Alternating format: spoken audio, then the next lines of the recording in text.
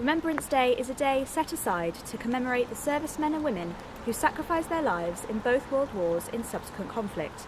This year is particularly significant as it marks the 100th-year anniversary of the First World War.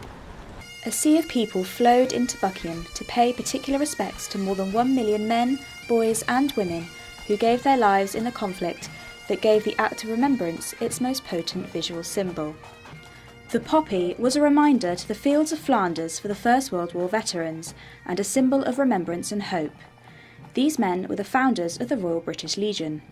Still at the forefront of the welfare work for today is ex-serviceman Fred Bloomfield. Most of our work now is done through the welfare of the ex-service personnel, their families, and any help that is needed financially, supporting-wise, basically anything to do with welfare. The Legion are there to help. What we mustn't forget is this year, being the 100 years, is the anniversary of the start of the First World War. We must bring the young people into the not to forget.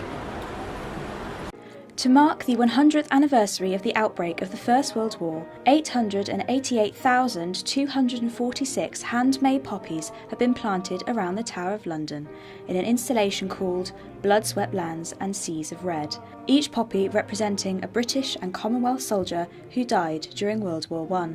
Also, London's Trafalgar Square is the location of a World War I sculpture that was unveiled on the 7th of November. The sculpture goes towards the Every Man Remembered campaign run by the British Legion. In Buckingham, £2,000 was raised in aid of the Royal British Legion Poppy Appeal through the ticket sales of the play The Silvertown Letters that was performed at the Radcliffe Centre. But Remembrance Day isn't just about the distant past. The idea of remembrance is very, very important. Like a lot of people that have served in the armed forces, I've lost friends either through accident, injury, and more recently in conflicts like Iraq and Afghanistan.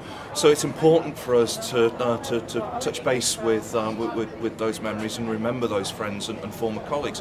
With charities like Help for Heroes, that people have really started to understand and appreciate just what it is that the armed forces do, how they operate, and also the sacrifices that people make. World War I ended on the 11th day of the 11th month at 11 a.m, and this Remembrance Day is also for the 453 soldiers who gave their lives in the recent conflict in Afghanistan. It is a day to ensure that no soldiers are forgotten. This is Jessica Montgomery for Buckingham News.